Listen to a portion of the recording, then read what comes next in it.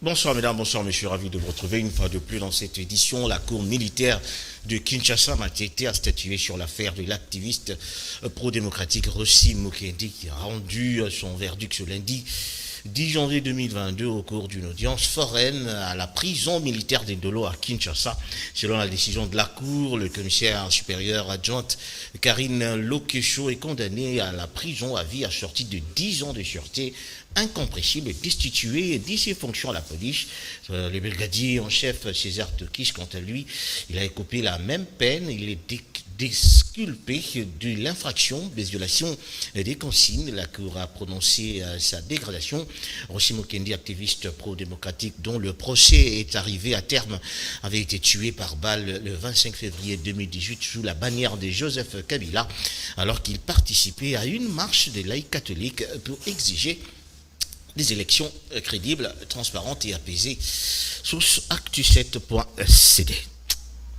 On continue donc cette édition pour dire que la reprise des cours a été effective ce lundi 10 janvier 2022 sur toute l'étendue de la ville de Kinshasa. Après 2 semaines de vacances, dans le cadre des festivités de Nouvel An, les élèves, les enseignants ont regagné donc le chemin de l'école. Nous avons ici ce reportage signé Ndaya Sylvie Ndaya Sabwe et Cheming Kassiama. Après des semaines de vacances, de festivités, de Nouvel An, les élèves ont bel et bien repris le chemin de l'école ce matin sur toute l'étendue de la République démocratique du Congo. Dans quelques écoles sillonnées par le reporter de Canal King Télévision, les élèves et les enseignants ont répondu présents pour ne pas perturber le calendrier scolaire 2022, a souligné un enseignant. Pas de temps mort pour ces derniers. À peine repris ce 10 janvier 2022, la matière est dispensé. Aujourd'hui, c'est la rentrée scolaire. Les enfants sont là, y compris les personnels. Moi-même aussi, je suis parmi les membres, soit les corps enseignants. On est là, on respecte les calendriers. On ne peut pas traîner à la maison. Comme vous avez vu vous-même en live, aujourd'hui, les cours vont commencer normalement. Il n'y a pas tard, on ne peut pas attendre. Un enseignant aborde le problème concernant le calendrier scolaire en soulignant beaucoup sur les perturbations auxquelles ils doivent éviter. Après les vacances, les élèves se présentent à l'école. Et vous avez remarqué l'ambiance, et toutes les classes sont pleines des élèves, les professeurs sont là. Et je peux dire que les activités ont repris aujourd'hui. À travers quelques estimations, il est établi que la reprise de cours a été effective sur toute l'étendue de la ville-province de Kinshasa. Désormais, l'association des professeurs de l'université de Kinshasa, Pékin, en cible, dirigée par le professeur David Luboyambele, élu avec 153 voix sur 336 professeurs participants. Donc, dans son message, il promet l'unité de cette association. Nous avons Christophe Ilunga dans ce reportage. C'était à la salle de la promotion de l'université de Kinshasa, une équinocie, que les élections ont eu lieu. 4 candidats ont postulé au poste de président pour le compte de l'association des professeurs de l'université de Kinshasa. Après le vote et le dépouillement, le professeur David Luboyambele remporte les élections avec 153 voix sur 366 votants. Il faut rappeler que dans son message, David Luboyambele a félicité les professeurs. Il a promis d'avoir un projet cohérent concernant le quotidien des professeurs sur le plan social. Nous disons merci à toute la communauté, à tous nos amis, et nous promettons que nous voulons d'une Pékin unie, forte, cohérente, gage de toute réussite de nos actions. Nous ne voulons pas d'une Pékin sécessionniste. Nous voulons que dans l'unisson, nous puissions porter haut toutes nos revendications et de telle sorte que dans l'unisson, nous puissions aussi récolter les résultats. Donc, nous pensons, nous n'avons pas beaucoup à dire à cette circonstance. Nous demandons à tous ceux qui savent que la Pékin unie, c'est une force, de venir et qu'on avance ensemble. Nous sommes des humains, avec nos faiblesses et nos qualités.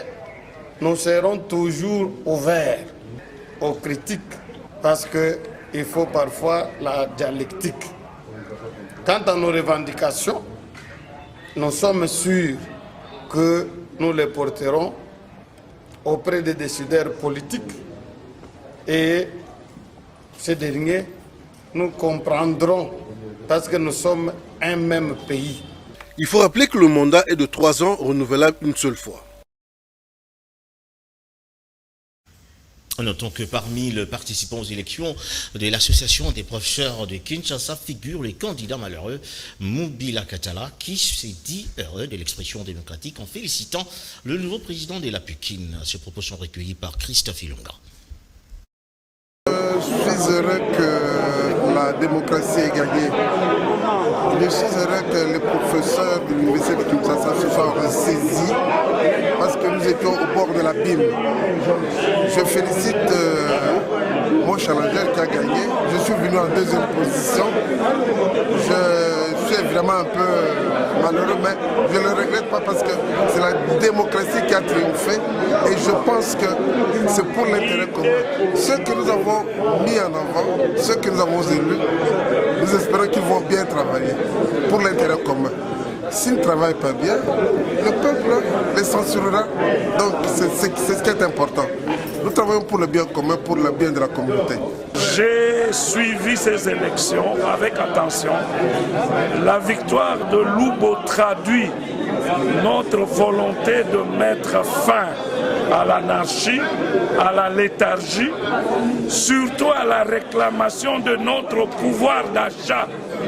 Nous devons récupérer notre pouvoir d'achat et la lutte commence aujourd'hui avec le professeur David Lubo.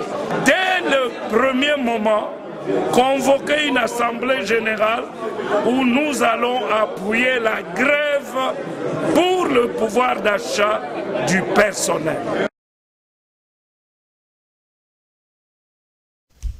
Le système LMD, son efficacité, son apport au niveau de l'enseignement supérieur en République démocratique du Congo a fait réfléchir le chef des travaux à l'UNIKI, M. Timbi Mwanza, qui déjà pense que ce problème pose déjà des questions de fond en République démocratique du Congo. Nous avons Marion Bongo dans ce reportage. Le système d'enseignement LMD, c'est ce qu'on appelle la formation professionnelle en fait. Mais en fait, c'est un système qui a vu les jours au pays de l'Union européenne, vers la fin des années 80, début des années 90. C'était juste pour faire face et renforcer la qualité de la main-d'œuvre, pour résister contre l'émergence des pays de l'Asie, Chine, Japon, Inde et autres. Mais chez nous, la manière dont le LMD est en train d'être introduit, je vous dis sincèrement, messieurs les journalistes, ça n'a pas été planifié, rien de concret n'a été réalisé parce qu'il y a des exigences.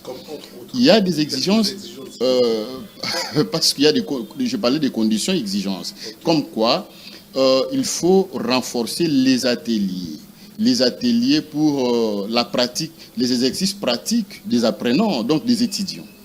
Et il faut aussi sensibiliser les étudiants dans le sens que les mémoires et les TFC ne peuvent plus se réaliser par un seul étudiant avec son sujet.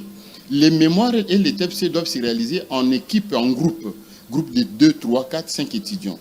Et chaque mémoire doit faire l'objet d'un projet de développement.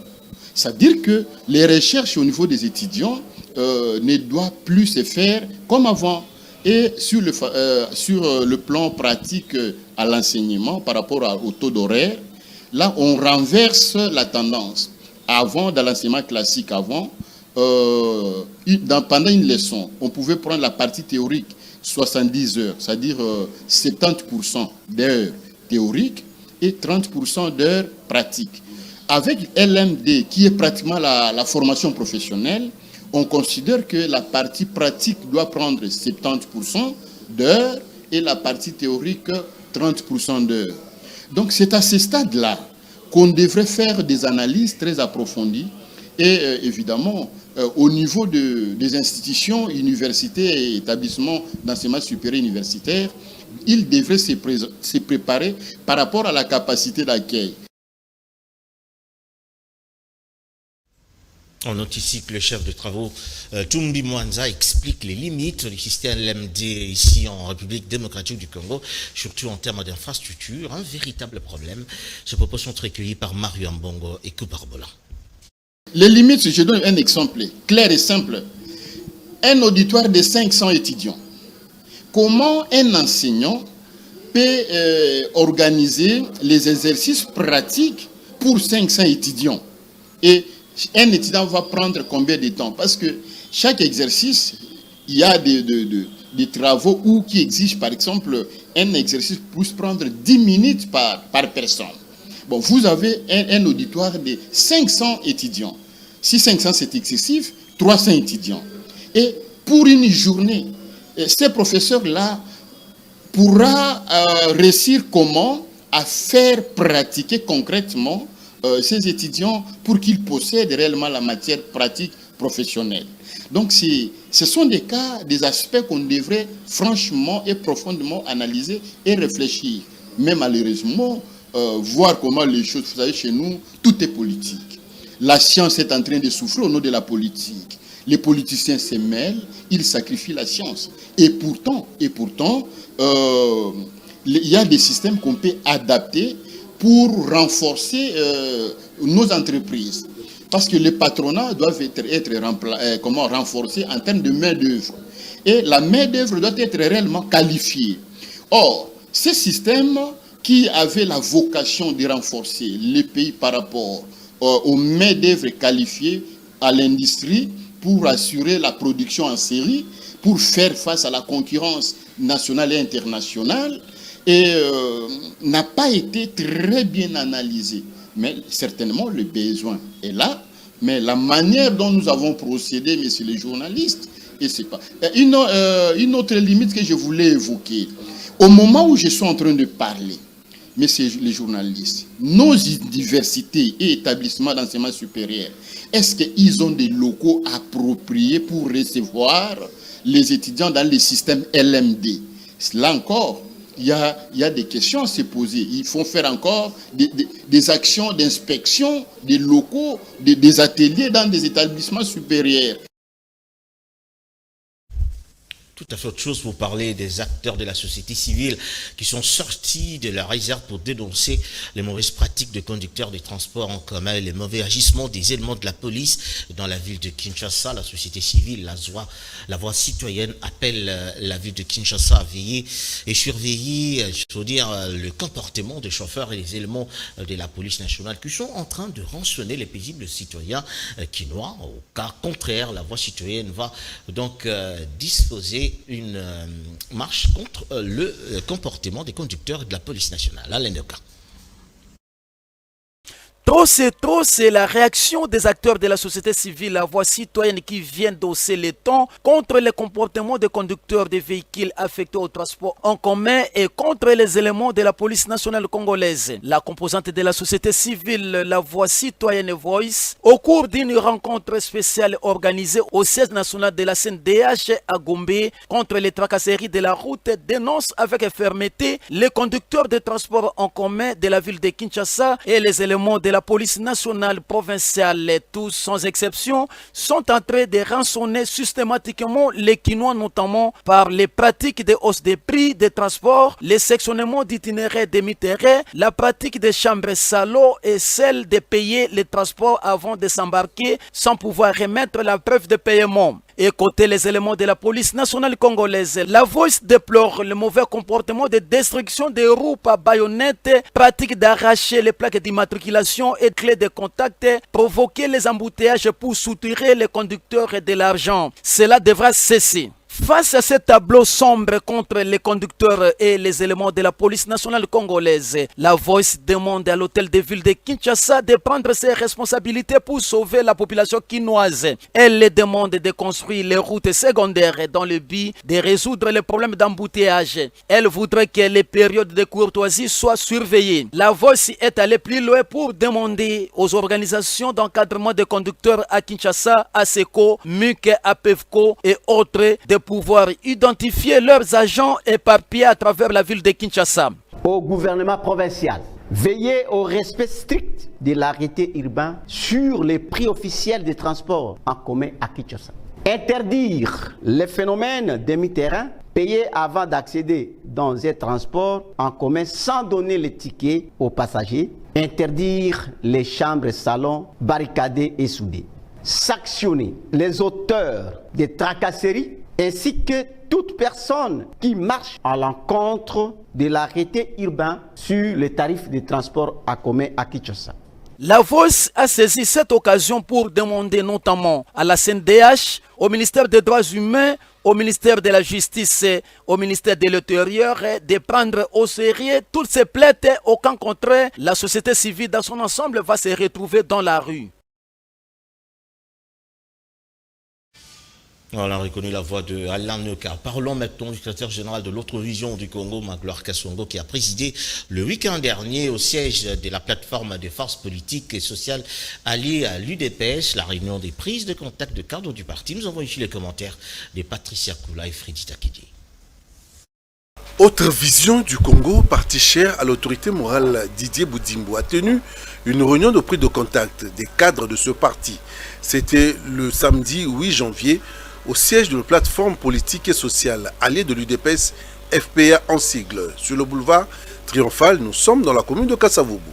La dite réunion était présidée par le secrétaire général Magloire Kasongo.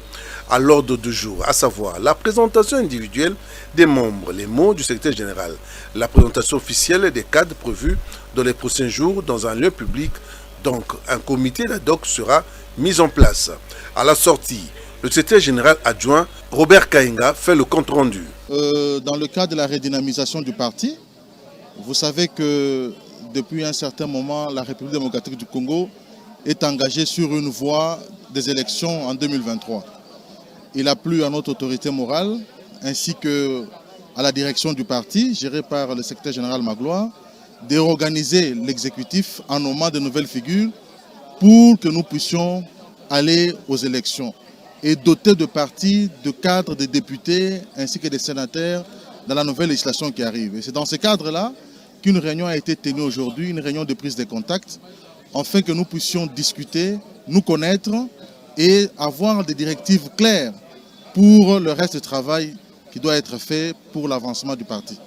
Nommé au poste du secrétaire national en charge d'organisation et d'implantation, Yvon Mundabi a profité de l'occasion pour remettre les fiches des nouveaux adhérents aux mains du secrétaire général Magloire Kasongo. Je suis l'homme le plus heureux parce que notre autorité morale et le secrétaire général ont jeté l'air dévolu à ma modeste personne.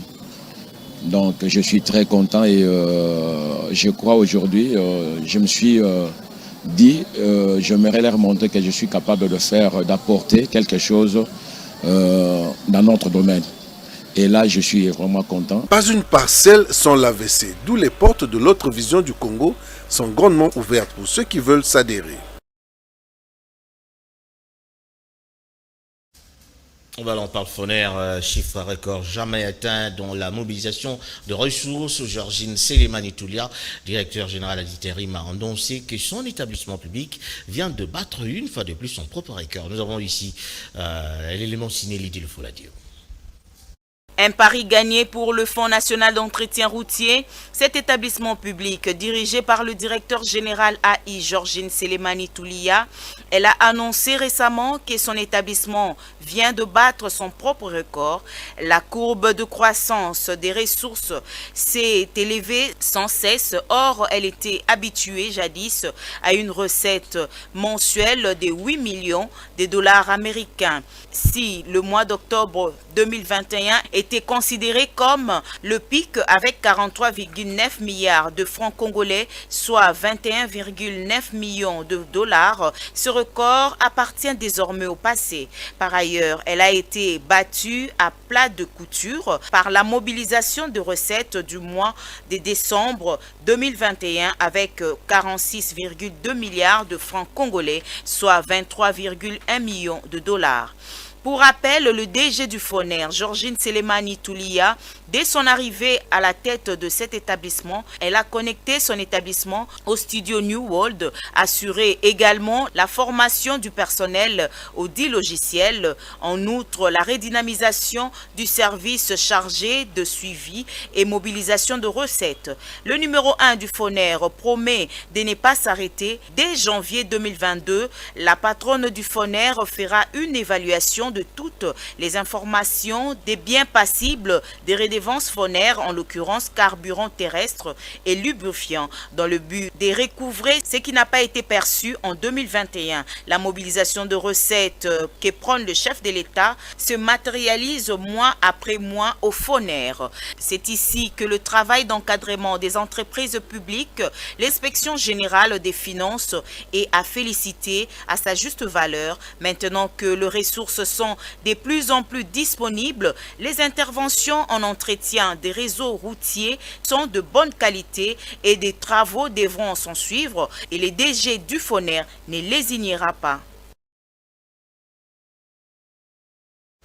Voilà, c'est par ici que nous mettons un terme à cette édition. Merci à vous de l'avoir suivi. Merci à Laetitia Loubezo, Mario Ambongo, Kuparbola, ainsi que Mike Kamwaka et Soulemboyo, Joël Pembele. Dieu voulant, on se retrouve demain à la même heure. D'ici là, portez-vous bien. Bonsoir. Je dois partir dans cette contrée lointaine que j'ignore encore. La 15e communauté baptiste du Congo, Sebeko en sigle, a la profonde douleur d'annoncer à toute la communauté Sebeko, aux amis et connaissances, la mort inopinée de son fils, diacre et chantre, le papa Sami Kisoka, décès survenu le 1er janvier 2022 de suite d'une longue maladie. Le programme de nos obsèques se présente comme suite. Mardi 11 janvier 2022, à 18h30, culte d'action de grâce et vœux mortuaire dans la paroisse Sebeko Bandal 2, 6 sur l'avenue Mavungu, numéro 26. Nous sommes dans la commune de Bandalonga, référence école Ango Ango. Mercredi 12 janvier 2022 à 9h, les vœux du corps de la morgue de la clinique quinoise Kinshasa Gombe pour le cimetière de Mingadi Kimberly